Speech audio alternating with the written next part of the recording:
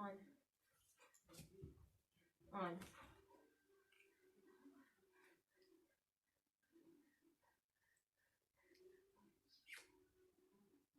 Kisses. Hi guys, and ugh, I got a hair in my mouth. Anyways, so today, so many hairs in my mouth for some reason. So today I decided that it would be a good day to show you how to train your dog to be an anxiety alert and management dog. She has grabbed my treats and told me to give her one. We were so bossy, you little husky. Okay, come by my side. Sit. Lay down. Stay. I'm going to show you where she is right now. She's by my side right now, trying to get treats out of my bag. Anyway, so today I'm going to tell you guys, or not tell you guys, but I'm going to show you guys how to train your dog to be not only an anxiety alert dog, where they show you when you're about to have anxiety, but also how they can help manage your anxiety and help to pull you out of panic attacks and dissociative episodes. So the first thing that we're going to start with is, well, whenever I'm entering a panic attack, I breathe heavily and I start to disassociate, and I really need somebody to pull me out of it, and a dog tackling me and biting all over me is exactly what I need. So that's what you saw just a moment ago in the beginning when she tackled me and she wouldn't stop jumping on me while I was breathing heavily. I was giving her a panic attack simulation, and she did exactly as she was supposed to do. Now the next thing that you can do is, another symptom that I have is I start shaking, and she has become very receptive to this. She, fine, you can have one more treat. She notices even when we're shaking from across the house, and she will come, and her job is to poke us or bother us or bite us or get our attention. Same thing if we're scratching. Good girl. That's right. Because some of us in the anxiety community, I guess, we have developed self-harm, where it's like some kind of stimulation. It helps us, and the feeling of a dog's teeth biting into you is exactly the kind of stimulation that I need, so she helps with that. And then finally, DPT, or deep pressure therapy, where she puts her body across you in whatever place you want. I prefer across my chest, but for some people that might feel too restrictive, so you can just do it across your legs. So I'm going to show you how to do all of those, the easiest ones first. But, yeah, there is no but. I think we're going to start with the first one, which is the deep pressure therapy. So I'm just going to get right into that. Okay, so the first thing you need to know how to do when you have a dog that you want to teach DPT is Sadie, come. I have the treats in my pocket. You don't need these treats. Okay, so it's the easiest thing, luring. I'm going to show you what luring is right now, because we haven't really done this practice much, so this is exactly what luring is. You take it, and you have her follow it around wherever you want her to go. And if you want her to go down to the ground, you lay it down and tell her down. Or I have her lay down. Or if you want her to sit, you'll have her come up and sit. That is luring. So with luring, basically all that you're going to do, with the DPT, basically all that you're going to do is you're going to take this treat and you're going to put it down here and bring her down and tell her on. Some people like to use a different word, pressure on. She did that really easily. Some dogs, it will take a lot of work. My other dog, Ozzy, he had a hard time. Sadie had a hard time, actually. But now she knows what I'm asking for, and she will do it when I'm laying on my stomach. Sadie, on. All the way down. Lay down. Lay down. Yes, there you go. Good girl. And you can just treat her and keep treating her until she leaves. She needs to know that that's a good position for her to be in, and that she gets rewarded when she's in this position. Make sure you offer other kinds of praise too, because when it comes to it, when you're having a panic attack, hey, she stole my treats off my belt. When you're having a panic attack, you're not going to remember to give her treats. You probably will remember to pet her, though. So make sure you give her lots of pets, and then you tell her to get off, which I kind of interrupted.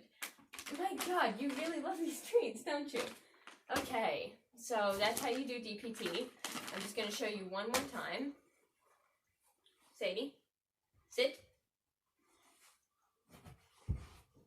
On. Good girl.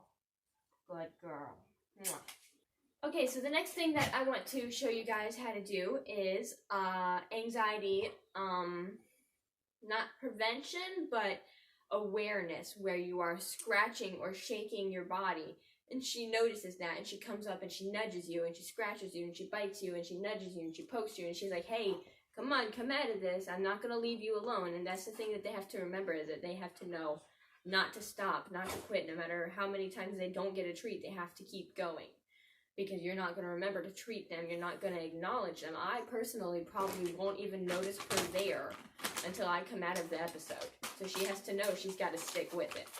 So, for this one, you're going to want to know the touch command, which can also be used by luring.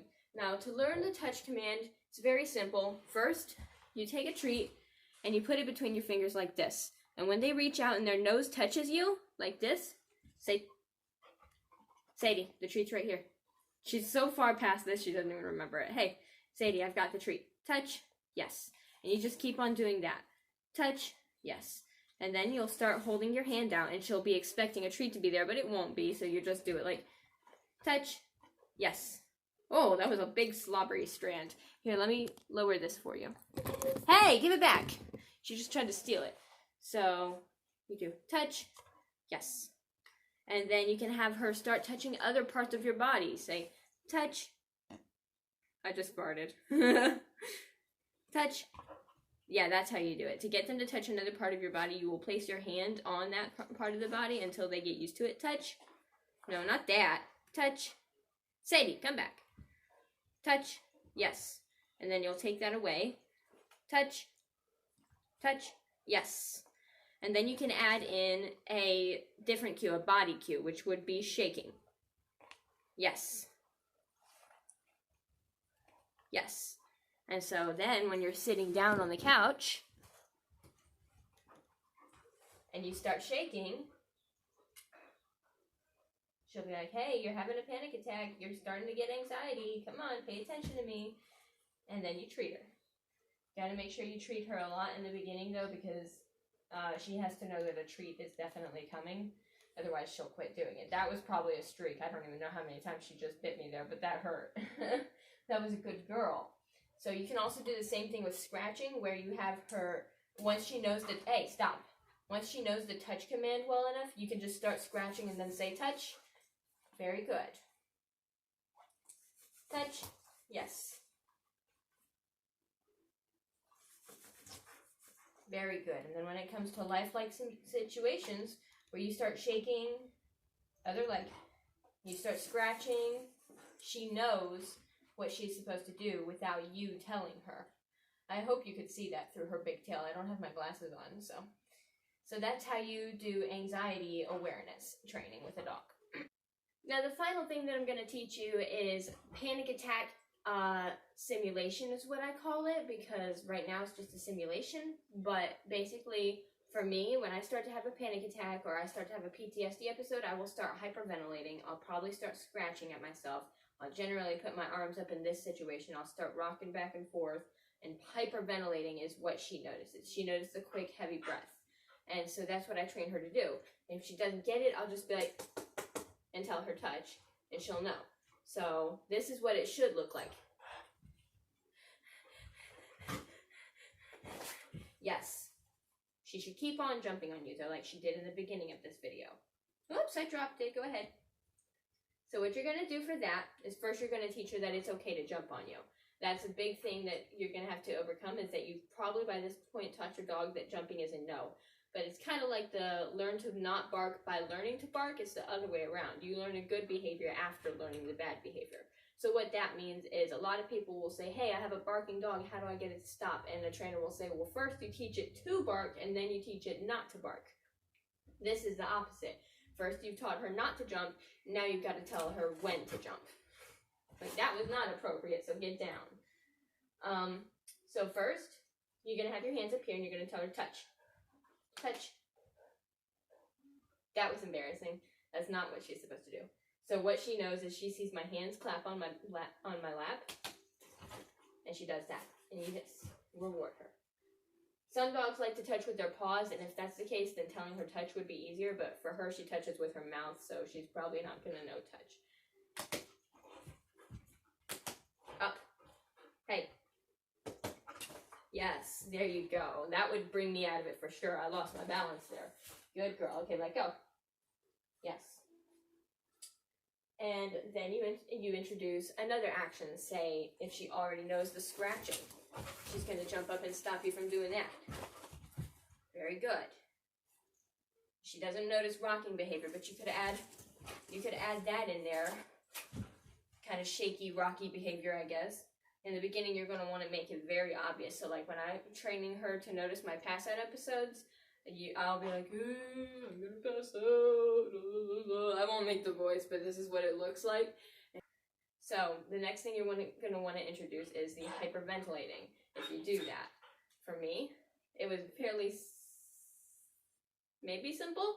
She looked at me weird a few times, but then I would just go like this, and she's like, oh, that's what I'm supposed to do. So I go, yes. Yes. And then eventually you're going to want to have to, unless you do this when you're having a panic attack, unless you do that, you're going to want to phase that out because you're not going to remember to do that when you're actually having one. Down. Yes.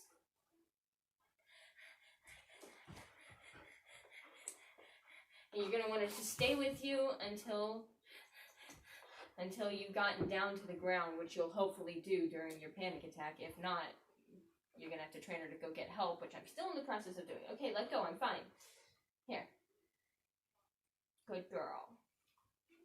And that is how you train an anxiety alert dog. It's actually fairly simple. I don't know why a lot of people don't do it themselves. A lot of people take their dog. Maybe I've just had a lot of luck with this dog and with my experience. I have a lot of experience training dogs, but I don't really see why you couldn't owner train unless you got a really bad dog. But it's fairly simple, so I encourage you to go ahead and try this out with your own dog. And even if you don't have panic or anxiety, it's still a fun thing for them to learn. It definitely keeps their brains working on all the things that they have to keep up with and do, especially the panic attack simulation. Get out of the trash.